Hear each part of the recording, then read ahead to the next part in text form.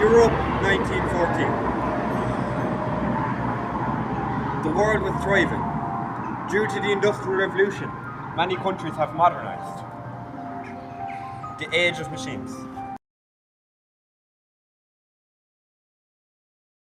This country was called Austria-Hungary, and this was the heir to the throne, Franz Ferdinand. This man was dead important.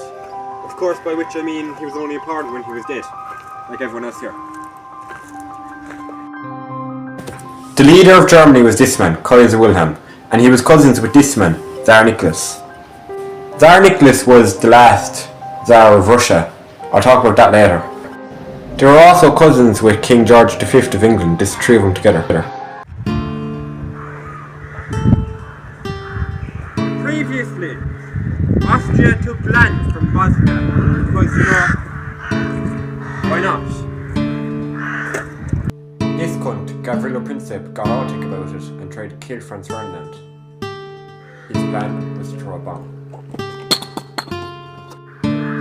The heir to the Austrian throne was visiting Sarajevo, and Gavrilo Princip had a plan to throw a bomb out into the road to blow him up as he drove past.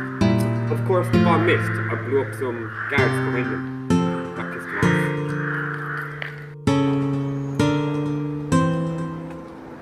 After the failed assassination attempt, Gavrilo fled the scene and he fled to a cafe. And the heir to the Austrian throne, after finding out about how the guards were blown up, he wanted to go visit them in hospital. Unfortunately, the car took a wrong turn and it drove right past Gavrilo Princip when he was sitting outside a nearby cafe. When he saw the car drive past, he was like, Jesus Christ. And he got up with his gun and he took a shot and he killed the Archduke, Franz Ferdinand, his wife. He changed history forever.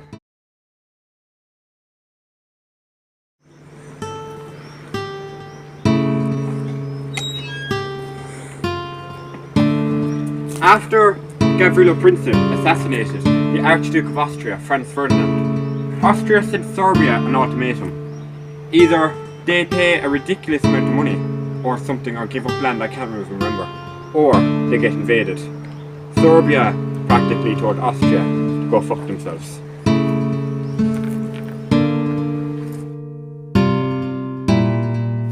Because of what happened, Austria wanted to take some of Serbia's land. Because of that, then Russia wanted to take some of Austria's land. And of course, Germany wanted to take everyone's stuff. Because he's a prick. So, as we know, Gavrilo Princip assassinated the Archduke of Austria, Franz Ferdinand, in the city of Sarajevo. This pissed off Austria, so they wanted to go to war with Serbia. But Serbia was allies with Russia, so Russia ended up going to war with Austria. And since Germany was now their leading military power, Germany was allied with Austria and decided to go to war with Russia, causing World War I. Germany made a plan called the Schlieffen Plan to avoid fighting a war on two fronts. They were going to work all their army through Belgium into France and then mobilise over to Russia, because Germany thought that Russia would take ages to get ready. So the war started. Germany moved its troops through Belgium. That pissed off England, because England were allies with Belgium. Trench lines were set up all across Europe, from the Alps of Switzerland to Belgium. The war was thought to be over by Christmas.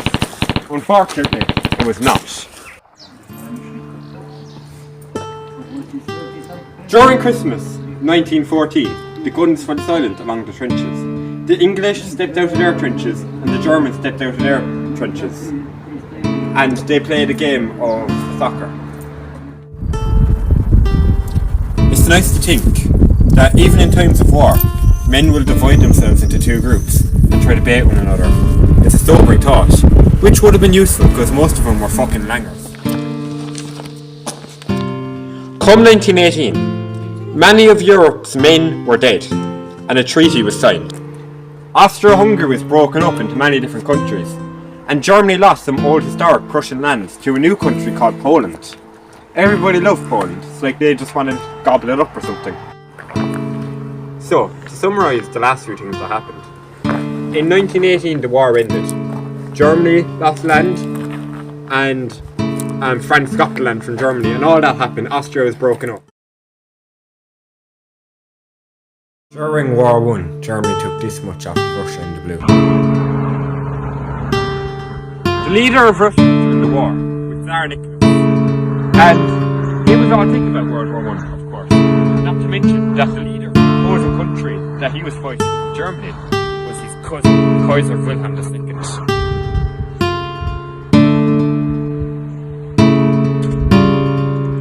He renamed the capital city of Russia from St. Petersburg to Petrograd to make it sound less German. During this time in Petrograd, there was this homeless fucker, withered man making quite the name for himself.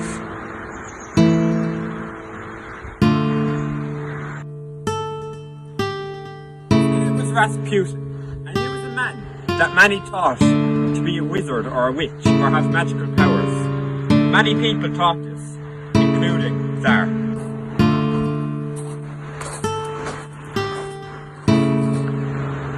Oh, hello.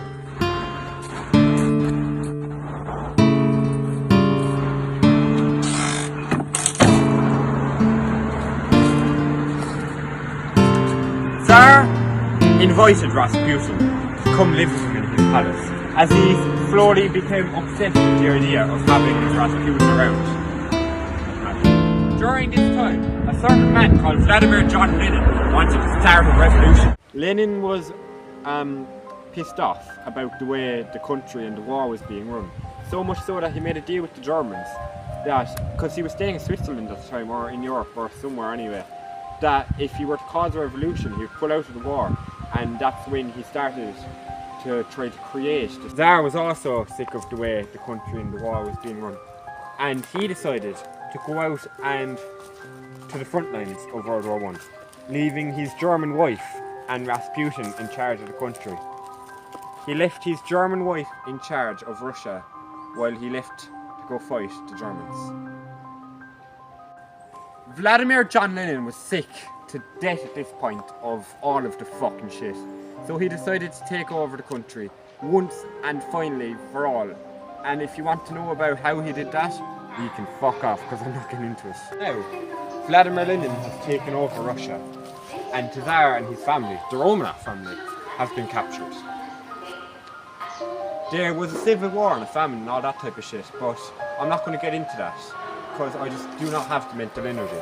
But long story short, Russia used to be Russia in World War I. Then Vladimir Lenin came and took it over and turned it into the Soviet Union and captured the former king, Tsar Nicholas, and his family. This family was the Romanovs, and now they're captured in Russia, or as I should say, the Soviet Union or USSR. Centuries of Romanov rule in Russia has just come to an end. You ready? Yeah. Russia, now the Soviet Union, is a dictatorship.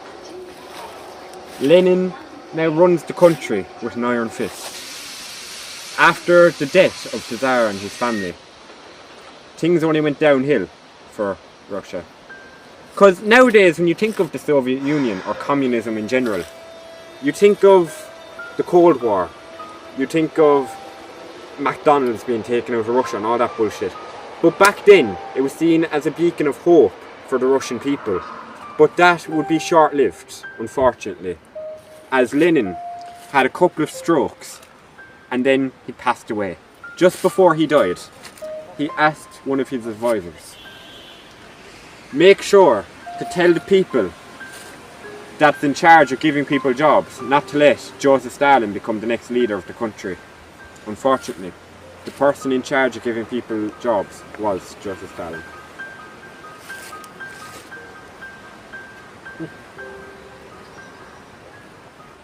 You see, in the middle of the night, the Tsar and his family, the Romanovs, as they were captured in the house where they were locked in, they were awoken one night by Soviet officers, and we still don't know to this day if this was ordered by Lenin or if they just acted on this on their own behalf. But they were brought down into the basement and they were lined up against the wall and they were executed.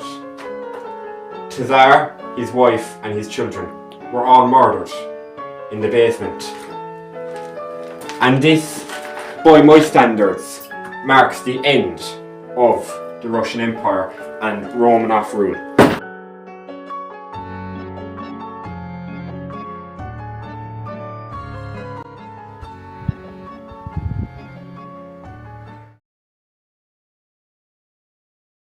Ready? Yeah. History. A complex and fucked up subject. For most of Ireland's history, the small island where I'm from has been owned by England and controlled by Great Britain, unfortunately. And during the 1840s, Ireland experienced the Great Hunger, which was very unfortunate because everyone went hungry. Now, a lot of tensions kicked off in the 1840s between England and Ireland, which set off a terrible chain of events.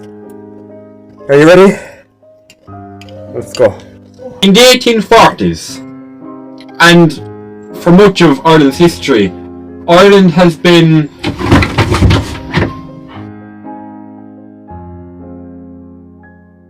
the main source of food and energy in Ireland was this. Fun fact, Sir Walter Raleigh was the man that discovered the potato, and he actually stayed in Castletown. Of course, at the time there was other foods in Ireland, such as grain and wheat and all that carry on. But unfortunately, they were being shipped elsewhere by the British government.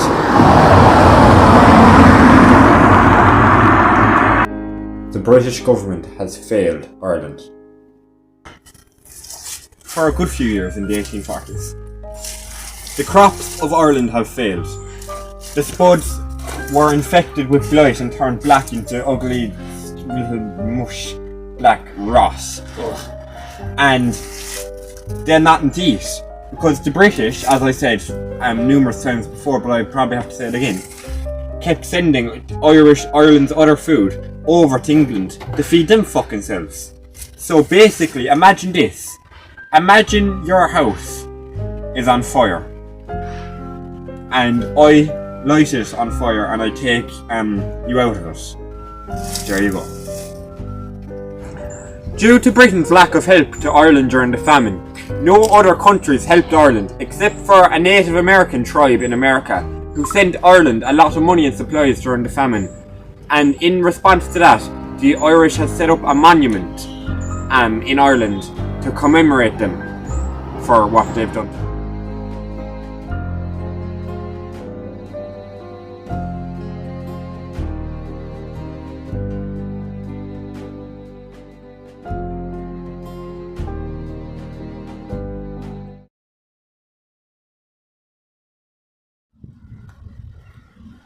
History, a complex and fucked up subject.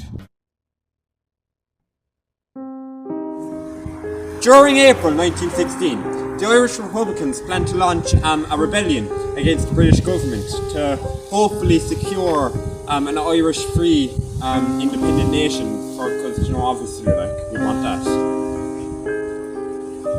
The Irish Volunteers, led by Padraig Pearse, were joined by the Irish Citizen Army, led by James Connolly. The government was busy fighting in World War I at the time. You can watch that here.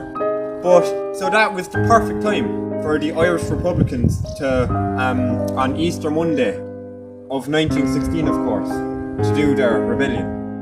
The rebels began to take over lots of strategic buildings around Dublin city centre, including the GPO, and for the first time, Padraig Pearse read out the Irish Proclamation outside the GPO, the General Post Office.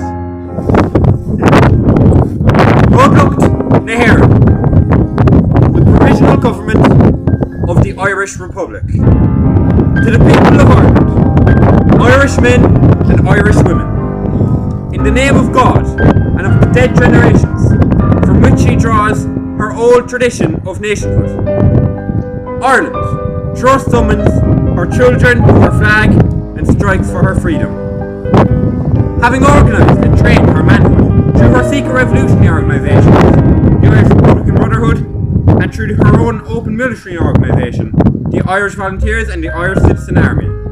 Having patiently perfected her discipline, having revolutionarily waited for the right and the moment to reveal itself, she now seizes that moment and supports supported by her exiled children in America and by gallant allies in Europe. But relying in first on her own strength, she strikes with full confidence of victory. We declare the right of the people of Ireland to the ownership of Ireland and to unfettered control of Irish destinies to be a sovereign and indispensable. The long usurpation of the right by a foreign people and government has not extinguished the right, nor can it ever be extinguished, except by destruction of the Irish people. In every generation, the Irish people have asserted their right to a national freedom and sovereignty 6 times during the past 300 years.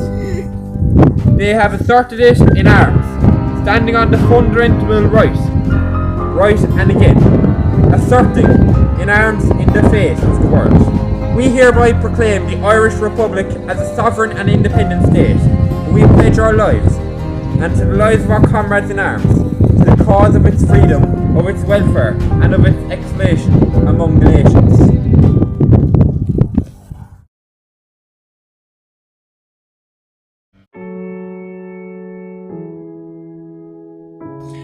A year later, the Republicans killed 2 members of the RIC, the Royal Irish Constabulary. This happened in Tipperary, and this kicked off the War of Independence. The war were quiet until 1920, when the Irish Republican Army, led by Michael Collins, started raiding some RIC buildings and setting them on fire. Then in the summer of 1920, 2 years after World War I ended, lots of ex-British soldiers that were fighting World War I were sent to Ireland to deal with the War of Independence. These soldiers would become known as the Black Ententes. This threw the whole war in a total different direction, because after the IRA assassinated British officers in Dublin, the Black Ententes murdered 15 civilians in Croke Park. Make that.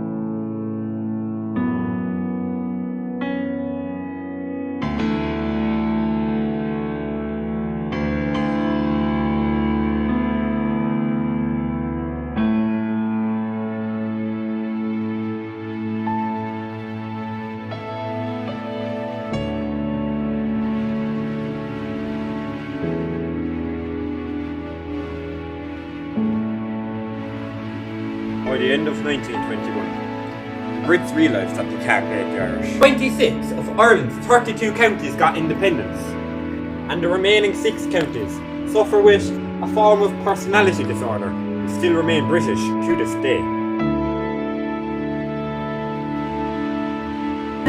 Many people disagreed with the treaty, including Eamon de Valera, who would go on to form the anti-treaty forces in the Irish Civil War. Michael Collins, on the other hand, won the general election, and he led the pro-treaty army, which was the government army, the pro-treaty IRA.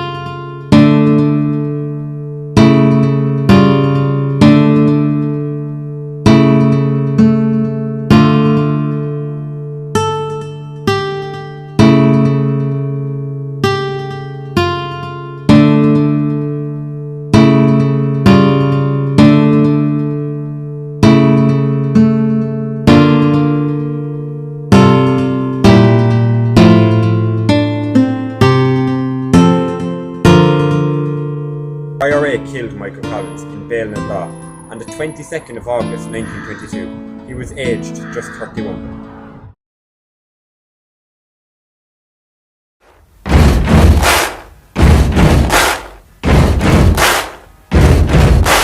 Buddy, you're a boy, make a big noise playing in the street. Gonna be a big man someday. You got mud on your face, you big disgrace.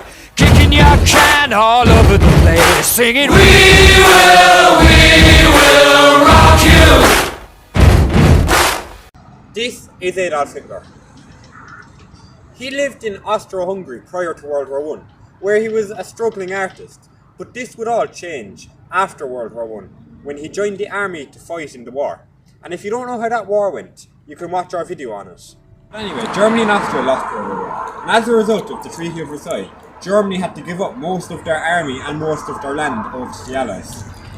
But Hitler continued working for the army as a spy. Now that Hitler was an informant for the army, he was sent to infiltrate a party called the German Workers' Party. The government suspected these people to be communists, but when Hitler went to one of their meetings in the beer hall, he discovered that they weren't actually communists, and Hitler actually agreed with most of their values. And then Hitler proceeded to join the party. After Hitler joined this party, most of the party's leadership realised that Hitler was a very good speaker, so he quickly rose to the top. He changed the party's name to the National Socialist German Workers' Party. You could call it Nazi for short. And he rebranded the flag and the logo. He made various promises to undo the Treaty of Versailles, which impressed most of the people in the party. So now, due to these factors of his excellent speaking ability and his plans, this made Hitler rise to the top of the party and made the party gain in popularity. Hitler attempted a revolution in Munich. His plan was for him and most of the Nazi party people to march on the streets of Munich during something which would become known as the Beer Hall Putsch. But unfortunately, this did not go to plan, as Hitler was arrested. Hitler only stayed in prison for a couple of months, which was a very, very good sentence for the crime he'd committed, which was treason. Now, while he was in prison, he wrote a book actually. But when he got out of prison, the Nazi popularity began rising and rising even more. And eventually, in 1932, Hitler ran for president. Hitler lost the election to President Hindenburg, but Hitler got Hindenburg to make him Chancellor. After he was made Chancellor, he got Hindenburg to sign the Enabling Act, which basically meant that Hitler can do whatever he liked with Germany. This was the beginning of the downfall of Germany. Hitler eventually became dictator of Germany after President Hindenburg's death. After Hitler became dictator, it was a very, very bad thing. It was. After Hitler became dictator of Germany, he went on to invade Czechoslovakia and he annexed Austria. He set his heart on invading Poland, but Britain and France warned him that if he invaded Poland, it would lead to an all-out war. Well, Hitler made an alliance with the Soviet Union, and himself and Stalin, which was the leader of the Soviet Union at the time, agreed that they would split Poland in between them in case of a war. Now that Hitler had his okay with Stalin, he proceeded to invade Poland, beginning World War II.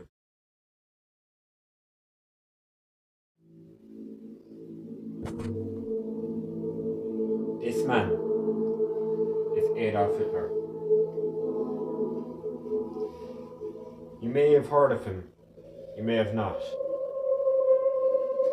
But in this video, we will explore how this one man orchestrated the tension that would eventually explode into World War II, and how this one man became responsible for the death of over 6 million Jewish people and many more people of different nationalities around the world. This video is on World War II.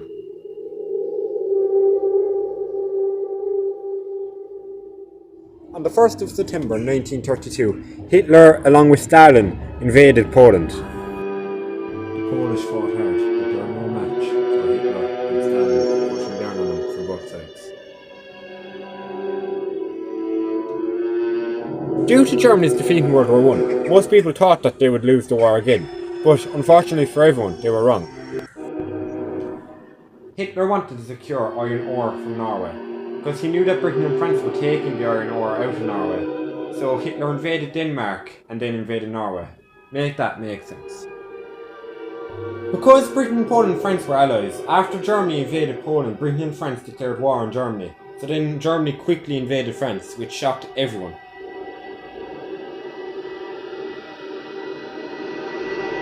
Germany and Japan were allies during World War II, and they were also allies with Italy. Japan was invading all around them over in the Pacific, like Hitler was in Europe. The only country in Hitler's way was Britain. After the fall of France, Hitler made France into a puppet state, just to make it look like that Britain's ally switched sides, because Hitler was all about them mind games.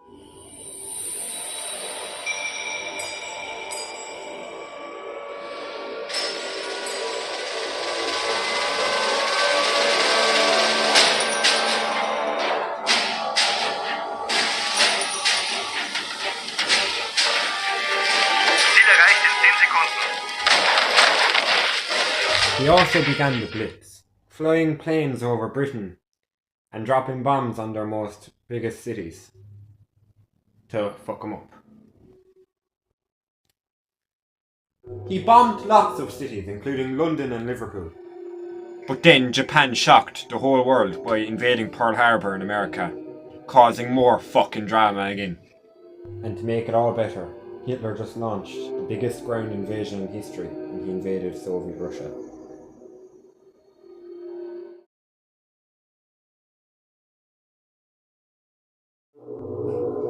After Germany's defeat in World War II, the Allies quickly made plans for Japan.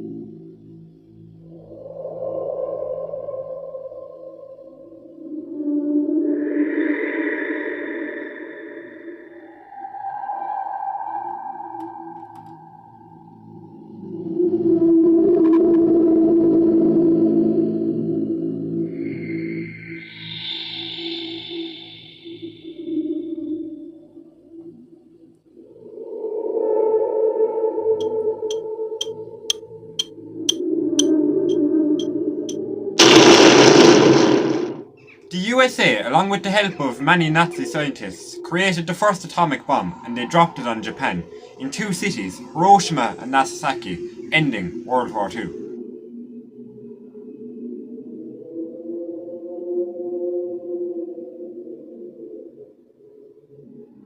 Now you may think Japan would have been occupied like all the other countries during the war, but it was not. But instead, the Emperor of Japan, Emperor Hirohito, was left to still be the Emperor after the war. Make that make sense.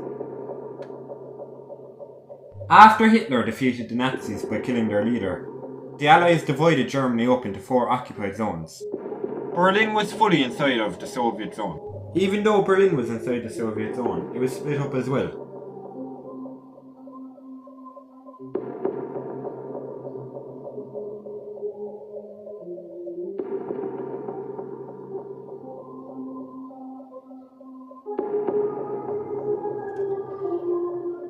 After the war, the Allies agreed that Stalin would be the one in control of Eastern Europe. He turned the whole lot into communist puppet states, which pissed off the West. Churchill described it that an iron curtain has descended across Europe. In response to this, the Western Allies formed NATO, an alliance made against Russia.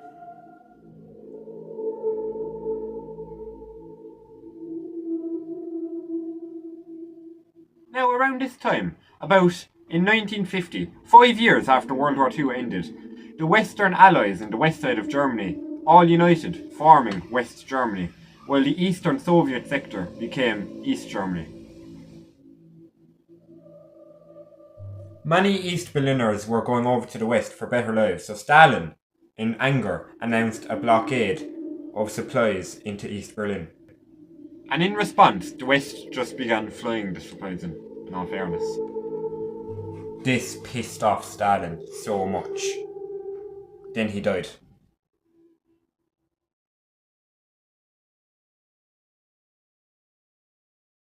In 1949, the Soviets made their own atomic bomb, which means the tensions are now getting higher again. After Joseph Stalin's death, the Soviets got a new leader, Nikita Khrushchev, and the Americans got a new president then, which would be John F. Kennedy.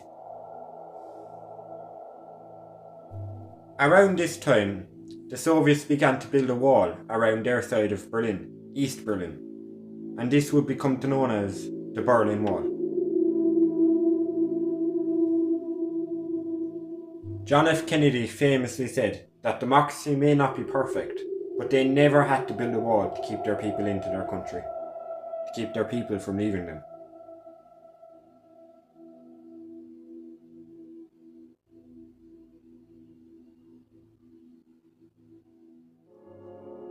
The Berlin Wall was basically just a divorce made of bricks. During the course of World War II, many countries were occupied during the war, and now during the Cold War they fight civil wars. You see, the average civil war during this time was one would be backed by America and the other would be backed by Russia, because they'd have the same regimes. The tension is literally blowing through the fucking roof.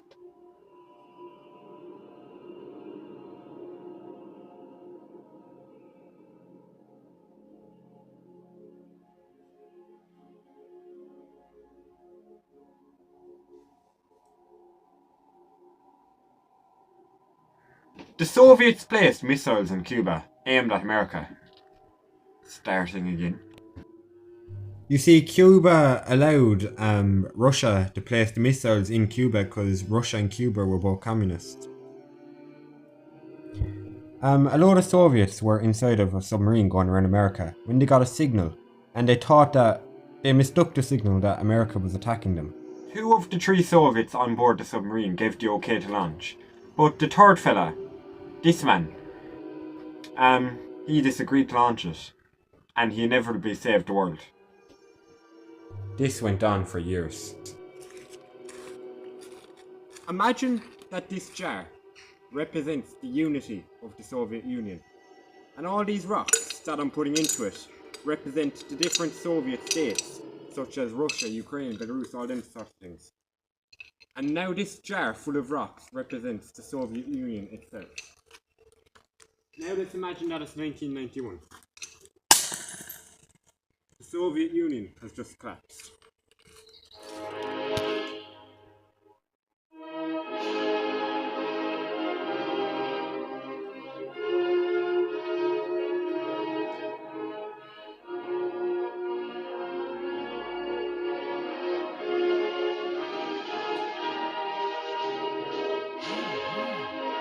Two years prior in Berlin, the East Germans and the West Germans knocked down the wall, ending communism forever.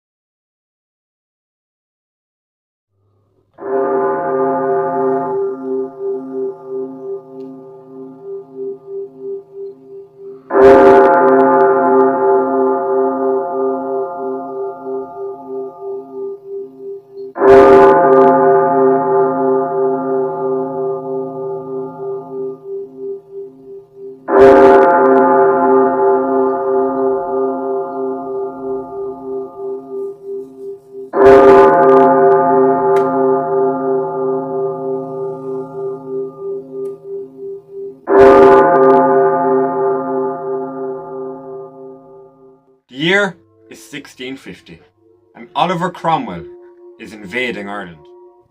Deep in Cork there's a castle, where many members of the Roche clan lived. This is the place today. You may remember it from some of our early season 1 videos. The castle is located in Castletown Roche. Castletown Roche is located on the Aubeg River.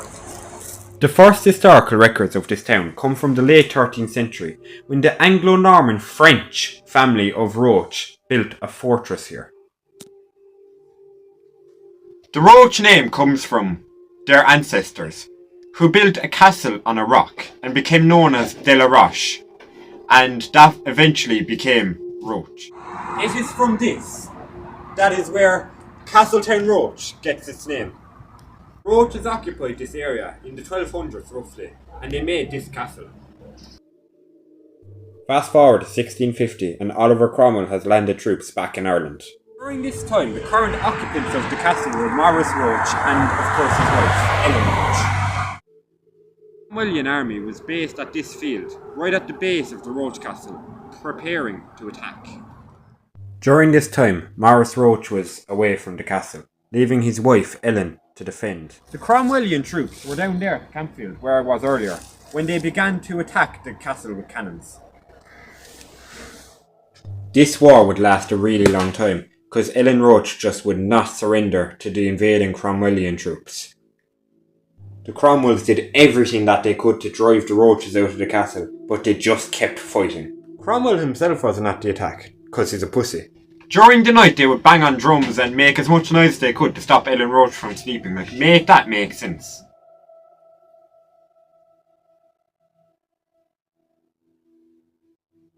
And finally, after heavy cannon fire from the campfield, which destroyed most of Blackwater Castle, the Cromwells won the war. Lady Ellen Roach was captured and locked in the tower. She was given a trumped up charge for murder and she stayed prisoner in her own tower for 2 years.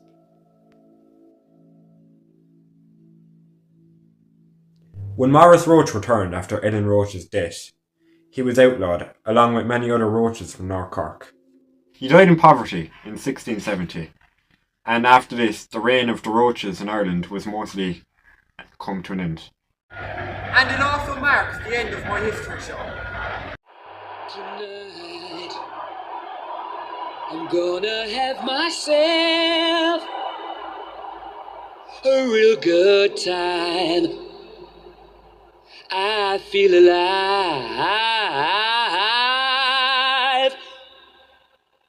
and the world, I'll turn it inside out, yeah. I'm floating around in ecstasy, so don't stop me now.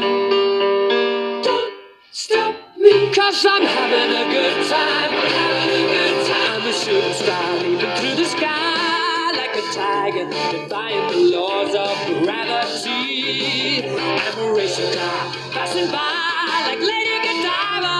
I'm gonna go, go, go, there's no stopping me. I'm burning through the sky, yeah. 200 degrees, that's why they call me Mr. Fahrenheit. I'm traveling at the speed of light. I wanna make a supersonic man out of you. Don't stop me now. I'm having such a good time. I'm having a ball. Don't stop me now. If you wanna have a good time, just give me a call. Don't stop me, 'cause I'm having a good time. Yes, I'm having a good time. I don't wanna stop at all. Yeah. I'm a rocket ship on my way to Mars on a collision course. I am a satellite. I'm out of control. I'm a sex machine ready to reload. Like an atom bomb about to explode. I'm burning through the sky. Yeah. 200 degrees, that's why they call me Mr. Fahrenheit. I'm traveling at the speed of light. I wanna make a supersonic woman of you. Don't stop me, don't stop me, don't stop me. Hey, hey, hey! Don't stop me, don't stop me. Ooh, ooh, ooh. I like it. Don't stop me. Have a good time, good time. Don't stop me, don't stop me. Oh!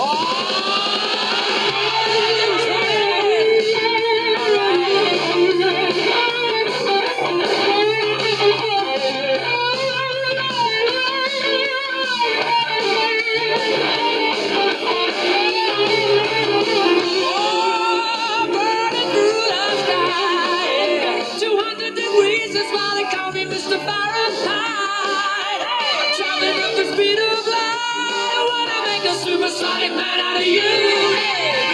Don't stop such a good time. I'm having a ball. Don't stop me now. If you wanna have a good time, just give me a call. Don't stop me now. I'm having a good time. Yes, I'm having a good time. I don't wanna stop it.